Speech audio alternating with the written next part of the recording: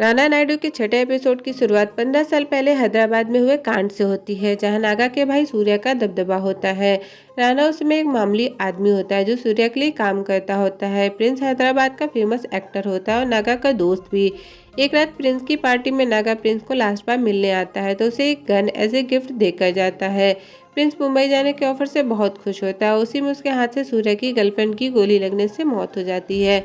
राणा भी अपने भाइयों के साथ मुंबई जाना चाहता होता है, इसलिए प्रिंस को बचाने के लिए नागा को फंसा देता है और नागा को बिना किसी जुर्म के 15 साल की सजा हो जाती है। अब प्रेजेंट में राणा अपने पिता को मारने की सुपारी लेकर हैदराबाद सूर्या के पास जाता है। पहले तो सूर्या के आदमी उसे मरा हुआ बताते हैं, पर बाद में राणा को उसके पास लेके जाते हैं। राणा अपने पिता को मरवाने के बदले सूर्या को ऑफर देता है कि काम खत्म करने के बाद वो उसे इंडिया से बाहर जहां चाहे वहां भिजवा सकता है और खर्चे के लिए पैसे भी देगा। पर नागा को मारने के लिए सूर्या को मुंबई आना पड़ेगा। पहले तो सूर्या मना कर देता है क्योंकि वो इंडिया का मोस्ट वांटेड क्रिमिनल घोषित होता है। फ्लाइट से मुंबई जाने पर पकड़ा जाएगा, पर राणा उसे बाय रोड शीनी के साथ आने को कहता है। इधर सीबीआई ऑफिसर एजाज नागा को प्रिंस के घर भेजता है। नागा प्रिंस को शराब पिलाकर सारी सच्चाई उगलवा लेता है और ऑफिसर उसकी बातों को रिकॉर्ड कर लेता है। एजाज सबूत पाकर बहुत खुश होता है। खुशी के चक्कर में उसके मुंह से सीक्रेट मिशन के बारे में नागा को पता चल जाता है। उसके मिशन में राणा भी होता है, इसलिए नागा उसे गन से शूट कर मार डालता है। नागा की बेटी नित्या रेहान से मिलने जाती है, जहाँ दोनों क्लोज आते हैं, पर रेहान के ज्यादा क्लोज आने पर नित्या अनकंफर्टेबल होकर वहां से चली जाती है। घर पर जब राणा नित्या को रोते हुए देखता है तो गुस्से में आग बबूला हो जाता है। यहीं से कहानी को आगे बढ़ाते हुए 7वां एपिसोड स्टार्ट होता है। राणा रेहान के घर जाकर उसे डराते और धमकाते हुए उसे उसके झोपड़पट्टी वाले घर में छोड़ आता है।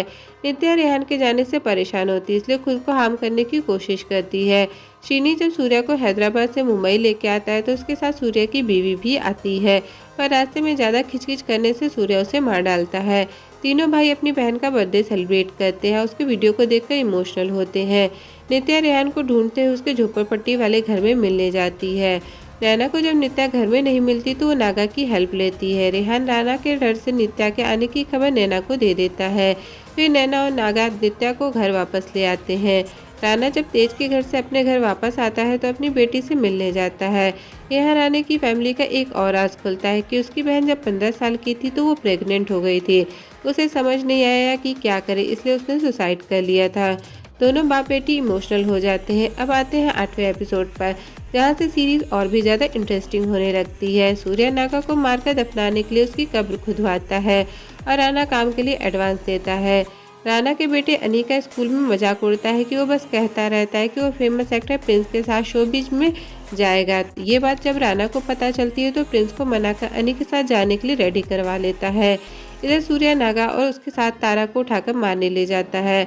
नागा इधर उधर की बातें कर खुद को बचाने की कोशिश करता है, पर उसके चक्कर में तारा मारी जाती है। नागा को जब पता चलता है कि सूर्या उसे इसलिए मार रहा है क्योंकि उसे लगता है कि 15 साल पहले उसकी गर्लफ्रेंड को मारा था, तो नागा खुद को बचाने के लिए फौरन सच बता देता है कि उसको प्रिंस ने मारा था। सबूत के तौर पर प्रिंस की रिकॉर्डिंग भी सुनाता है। फिर दोनों प्रिंस के घर जाते हैं और बहुत ही सफाई से उसे मार देते हैं। ऐसा लगता है मानो उसने सुसाइड किया हो। इस झमेले से बचने और फैमिली टाइम स्पेंड करने राणा नैना के साथ डिनर के लिए जाता है। वहाँ राणा को सूर्या के आदमी से बात करते देख नैना देख लेती है और समझ जाती है कि कुछ न कुछ गड़बड़ जरूर है।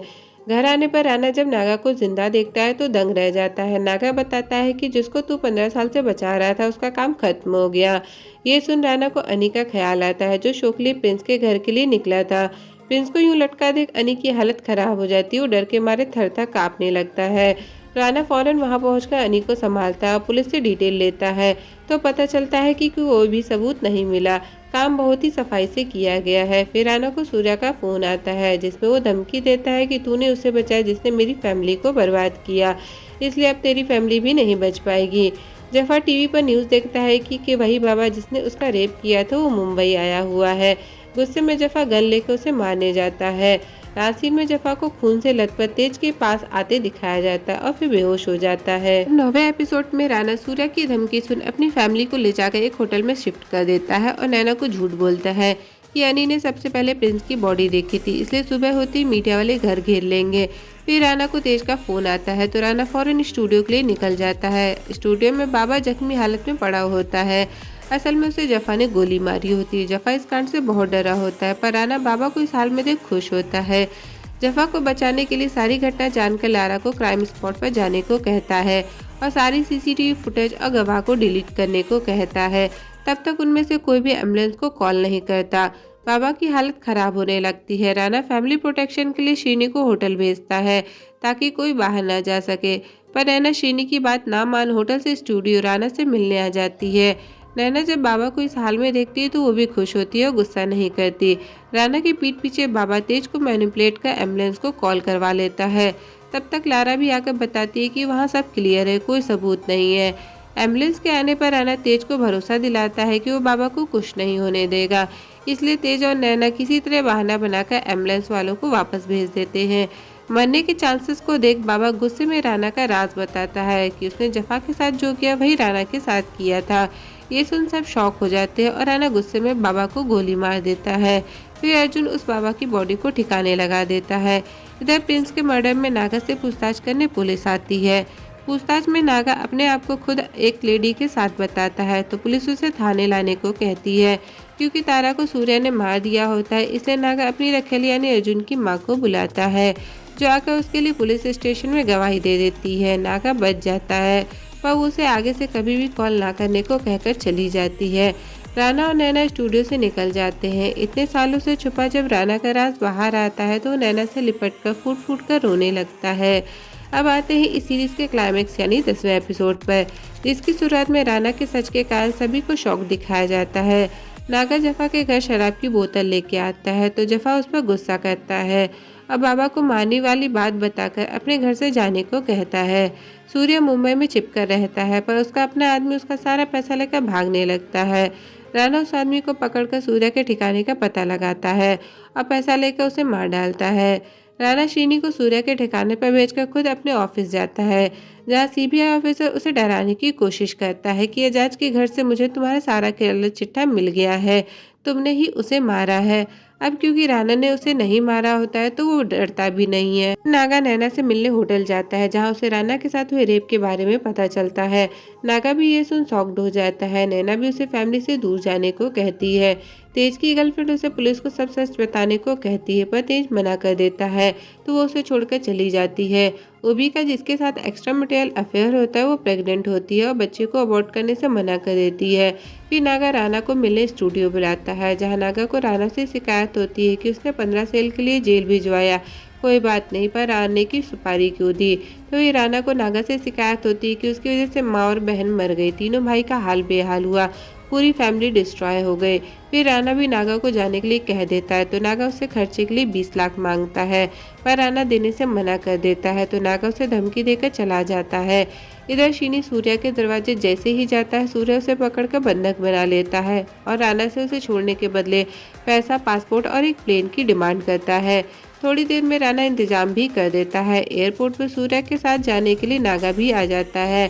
श्रीनी और पैसों की अदला बदली में सूर्या श्रीनी पर गोली चला देता है। सूर्या नागा को राना की गन लाने के लिए भेजता है तो नागा गेम पलट देता है। राना पर बंदूक न तान कर सूर्या पर तान देता है पर गन खाली होती है। दोनों तरफ फायरिंग होने लगती है। उसी में नागा सूर्या को गोली मारकर राना को बचा लेता है। राना मुंबई वाले सीबीआई ऑफिसर को बुलाकर सिचुएशन ऐसा बनाता है कि ऑफिसर ने इंडिया के मोस्ट वांटेड क्रिमिनल को मार गिराया है। यहाँ से जाने से पहले राना नागा को कुछ पैसे दे देता है, वापस कभी मुंबई ना आने को कहता है। शिनी की जान बच जाती है, वो हॉस्पिटल में एडमिट होता है। फिर नैना को वॉइस मैसेज भेजकर बताता है कि नागा चला गया तो वो वापस जरूर आएगा। जरूरी ये है कि मैं, तुम, तेज और जफा बच्चे सब साथ रहे, वो हमें तोड़ नहीं पाया और न तोड़ पाएगा। फिर अपने दिल का हाल बताता है कि कहीं ना कहीं मैंने तुम्हें खुद से दूर कर दिया, कुछ ऐसी गलतियां कि जिसके लिए तुम शायद माफ़ भी ना करो। मेरा काम ही दूसरों की प्रॉब्लम को फिक्स करना है। मैं तुमसे से बहुत प्यार करता हूँ और तुमसे सबसे ज़्यादा। एंड सीन में राना को पूल किनारे लेटा दिखाया जाता है। फिर नैना भी उसके बगल में आकर लेट जाती है और ये वेब सीरीज़ यहीं एंड हो जाती है। तो दोस्तों, अगर आपको मेरा वीडियोस पसंद आया हो तो चैनल को लाइक, शेयर, सब्सक्राइब किए बगैर मत जाइएगा। इसी के साथ मैं मिलती हूँ आपको अपने नेक्स्ट वीडियो में। तब तक के लिए गुड बाय, टेक केयर।